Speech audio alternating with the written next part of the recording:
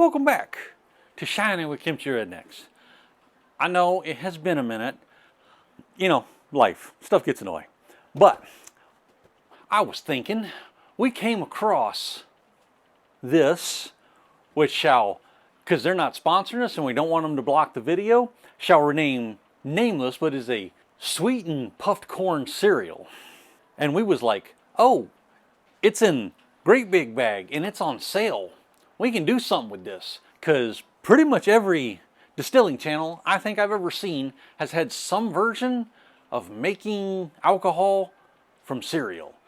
It's puffed corn, so it's already cooked, it's gelatinized. All I should have to do is dissolve it in some warm water, check to make sure that it's got a starting gravity so that it's actually got some starch or something in it, add some amylase to convert it, and you know, that should be it.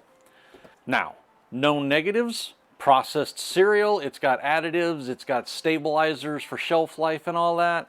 So you gotta see, are you gonna get enough sugar out of it to ferment it without the stabilizers shutting it down? So, you know, you never know. But I've also got another idea I'm gonna do for this. So if this converts and we're able to ferment it, I'm gonna take some of this and infuse it with some of our sugar shine that we've got and make a corn cereal liqueur to put in the thump keg to help with the flavoring part of the run. So we're going to get to that, but first things first, I am going to mash up a bag of cereal here. Oh, by the way, it was also stale as all get out when we opened it up, which is why the big bag was on sale, I'm guessing. But that shouldn't really harm anything for the distilling and fermenting of it. So we're going to crush this down, at least mostly. I'm going to put it in a pot of water, and then we will throw some amylase in it to help convert the stuff, and we will try and get a starting gravity. So we'll be right back. All right, so here we are with our pot of now rather soggy puffed corn cereal. You can see it's become quite watery. I cooked it up to about 150 degrees. I didn't need to go to the whole 190 because this stuff's already been puffed, but hot enough for it to start breaking down the puffs, which by the way did not do a damn thing in the food processor. I thought I could crunch them down a little bit, break them up. They just like bounced off the blades. So I threw them in. So after I let them sit in the 150 for, I don't know, it's probably about an hour, hour and a half, hit it with a little alpha amylase when it was about 130-ish degrees, make sure it was under the 150 mark. And then when it got down to about 110, I threw some beta in. So in a minute here, I am going to test that for starting gravity. All right, so currently what I got is a bag of puffed corn cereal, which I really couldn't find a good measurement on. It's not printed on the bag apparently, but if I had to hazard a guess, I'd say it's about 1.5 gallons to 2 gallons of corn puff cereal and 2 gallons of water. And that gave us a starting gravity of right at or past 1.030, which is not great, but it's also not nothing. So I'm going to add a little bit of sugar to it. I'm going to try to get it up to at least 1.05, 1.06, and then we'll ferment it out from there. So that will go in a bucket. I will, as usual, pour all that stuff into a bag so that it's easy to remove the solids later. And that's when we'll get back to you. So, it's generic puffed sweetened corn cereal run day. So, let's look at what we got here. So, we got the pot here doing its initial warm up. Getting warm here. I've got my thump charger, which photo here.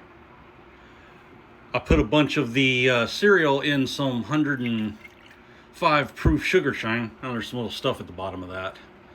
But, so that's 105 proof. So I'm going to mix that down with a little bit of water and probably some sweet corn that we're going to throw in the thump keg here. And then we got our condenser coil. I've still got to build my new condenser coil.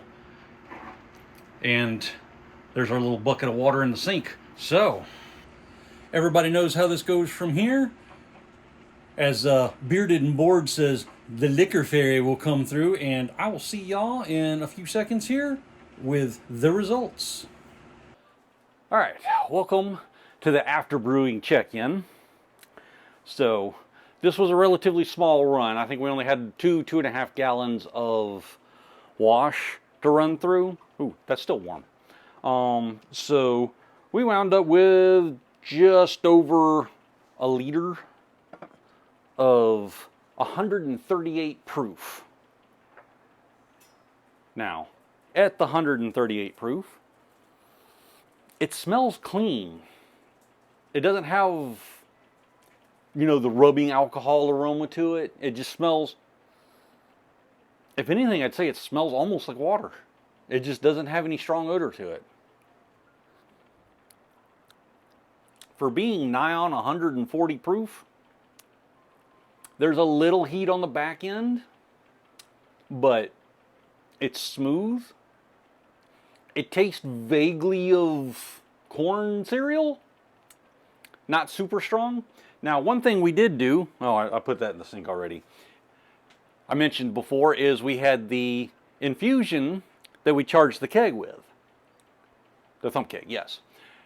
And I think that, because that was just the cereal soaked in sugar shine, is that was able to bring some of the sweet of it through as opposed to just the corn flavor. But that's at 140.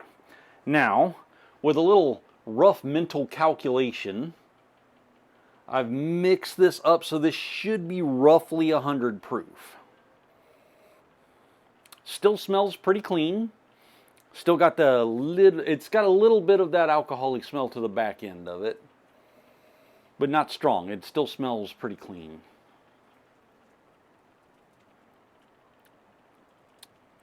It's got a little burn to it at approximately 100 proof.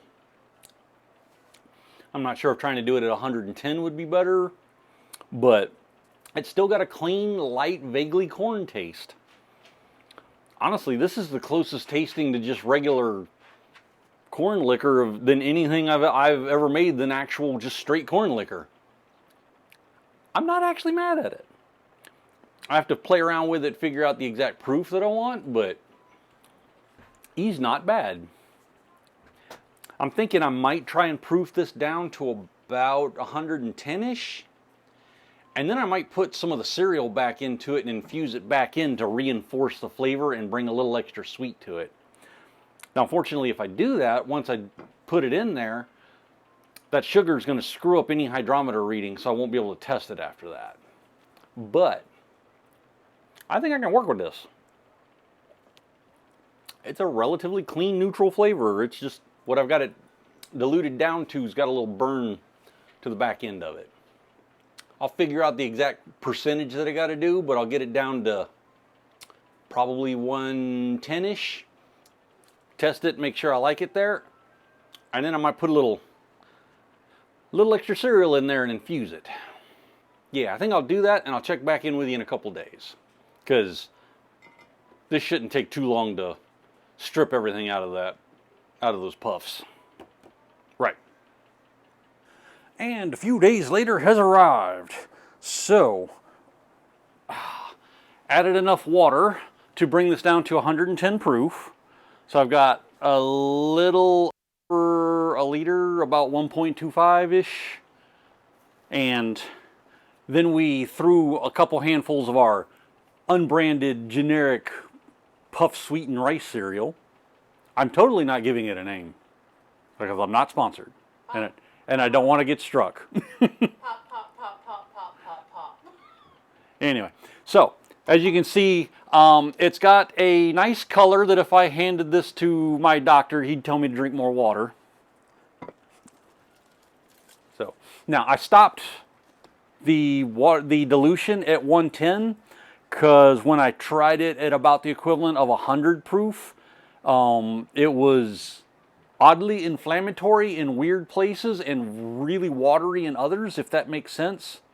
It was like hot in the middle and at the end, but in between those it tasted too thin, too watery. So at about 110 it had a good solid taste to it still, so that's where I stopped. Now on the nose, it's got like a hint of it's thinking of sweet corn next to an open bottle of rubbing alcohol. Not the greatest smell in the world, but you know, it's also not the worst I've had. The infusion that I made for the thump keg, oh, I forgot to take the cereal out of that after 2 or 3 days like I meant to and left it in for like a week. And that smelled like old sweaty gym drawers and bad decisions and regret. It tasted better than that, but it smelled terrible. A little bit of rubbing alcohol and sweet corn is a whole lot better. Let's see what it tastes like though.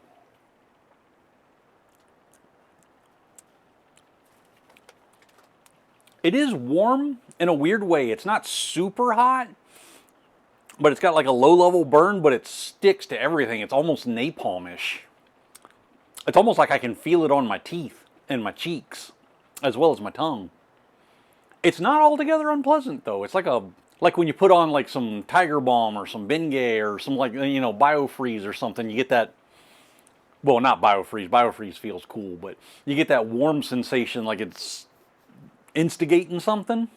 Might instigate a fight if you drink too much of it, but as far as taste-wise, I can vaguely kind of taste the puffed corn sweetened cereal bit to it, but honestly it tastes more like sweet corn with a little bit of sugar. This tastes almost like moonshine with a little bit of simple syrup in it. I'm not mad at it.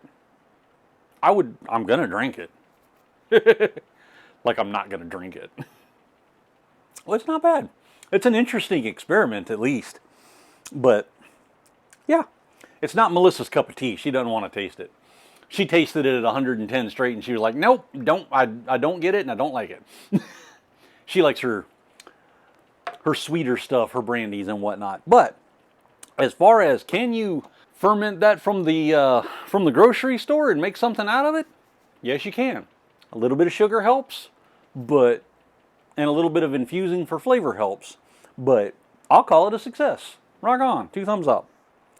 I will, in fact, keep this on my shelf. I'm probably, once I get this down to about 1 liter or so, I'm going to transfer it to a flip-top bottle that we have in the back, because these metal lids don't really keep very well for very long, so I'm probably going to split that up.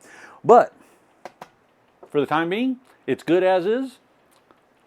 So, like, subscribe, do the internet stuff. See the Biased Coffee link below, and I will see y'all next time.